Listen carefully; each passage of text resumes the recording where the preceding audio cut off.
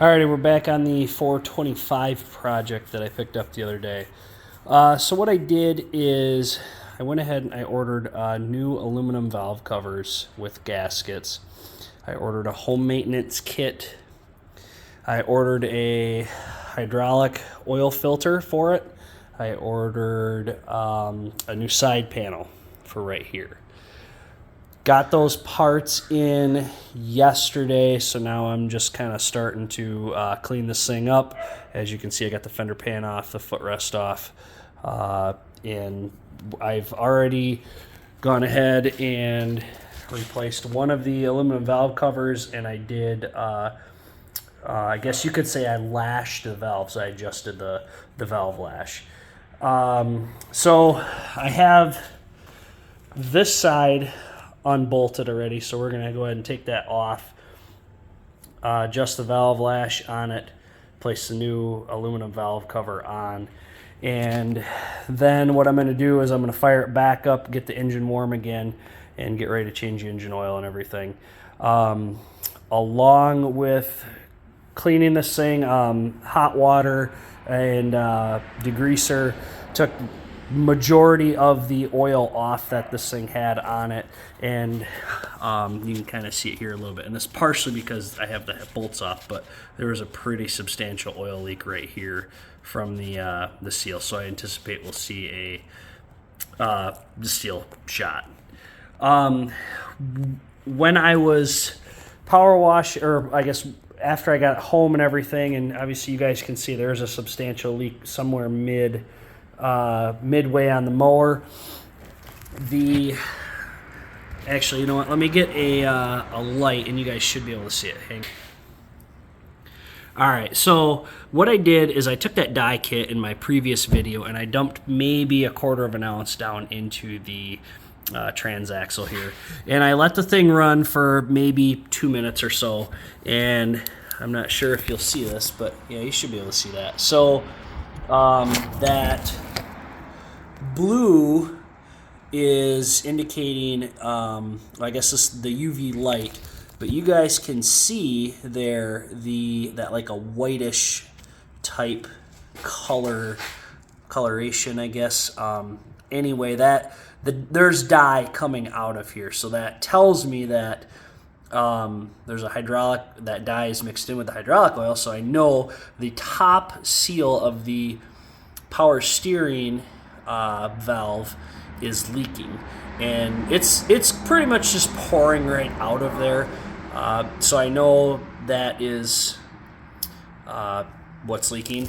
I've gone ahead and looked at a seal kit for it.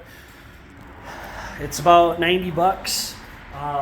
Never rebuilt a power steering pump in one of these, so I think what I might do is get the engine oil changed and all that, get the hydraulic oil drained, and then pull the pump off there and I guess take a look at it.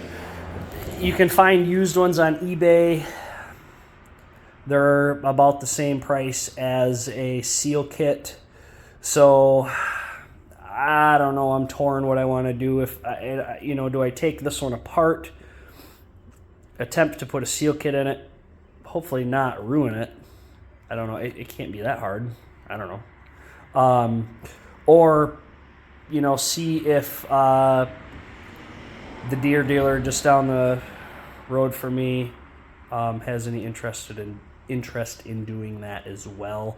I don't know what their bench labor rate is. I'm trying to keep the cost on this project low, obviously to maximize profit on this flip that I have here. So that's what I found so far. Otherwise, the valve lash on the right side of the machine that I already have checked was in great shape. Only one of the valves was really out of adjustment, just a teeny little bit, but I think he probably would have never known it. So anyway, let's pop this valve cover off here.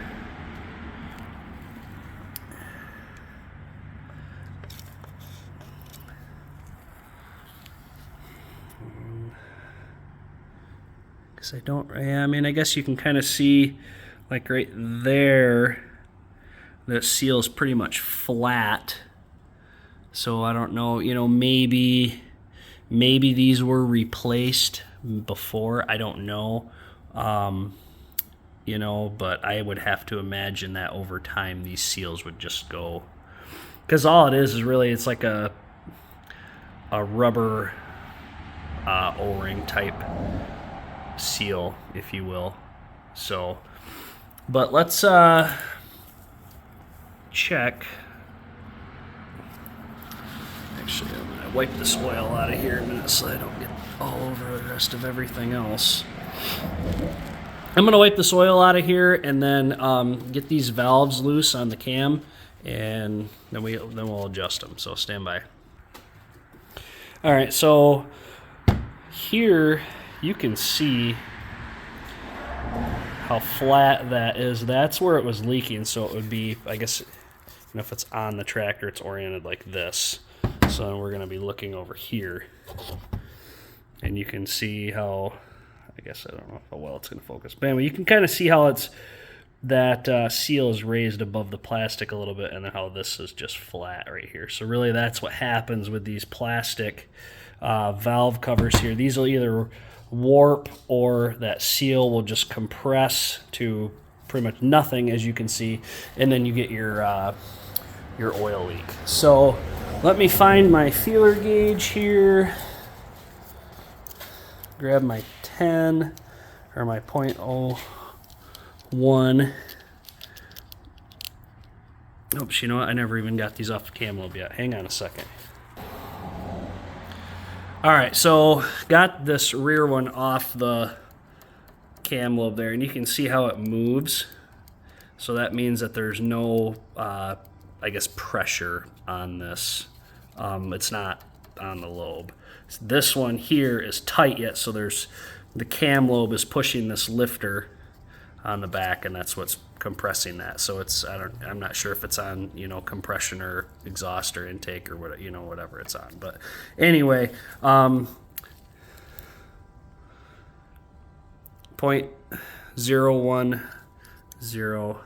and we'll see if we can stick that in there. And I'm not sure. So this one is just, it's too tight. So we have to adjust that. So you undo the nut, and then you thread, oops, my finger was blocking it. You thread that, and that's, of course, not going to focus there. That little, I guess, the square in there, in or out. So in this case, it will be out. Then you tighten the lock nut back down on there. And basically what you can do is you can put your feeler gauge in there. You want just enough pressure where you can slide this in and out, but it's not going to like fall back out on its own. There's a fine line there. You want this just to kind of go in there and, you know, move around, but not freely fall out. But you don't want to, you know, you don't want it too loose or too tight. So I'm going to get that adjusted, and then I'll show you kind of what it looks like. So this is what you're looking for here with the Justin valve lash. The end of my feeler gauge, I think, is bent just a hair, but you want that just to kind of go in there and just be able just to move around. I'm not using just, you know, hardly any pressure. The pressure I'm using is just my fingers to hold this so I don't bend this gauge. But you want that just to move around, just kind of, just like that, and that's perfect. So I'm going to get this other one adjusted. I'm going to clean that gasket surface off again. I'll put the gasket on, I'll put the head on, and then we'll fire it up and see how much different it runs. I suspect I'm probably not going to, not going to notice that big of a difference because they weren't terrible, but it might be enough where you notice a big difference. So yeah, that's what I have for this video. I guess I don't want it to run along too long, or too long.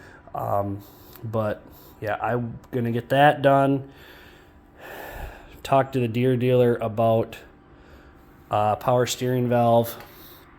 You know, see if maybe they have a kit in stock. I don't know. I have to go there anyway and get hydraulic oil. So yeah, I might just, if they have one, I might just pick it up Otherwise, I'll probably order one online, so that way I don't have to drive back out of the way to go get it. But anyways, guys, thanks for watching the update number 2 on the John Deere 425. I'm gonna get the deck and all that cleaned up maybe Friday afternoon or something like that. My focus is gonna be on this today and getting this thing back together and whatnot, seeing what I can do about that power steering valve there. So yeah, anyways, now I'm rambling, so thanks for watching again. See ya.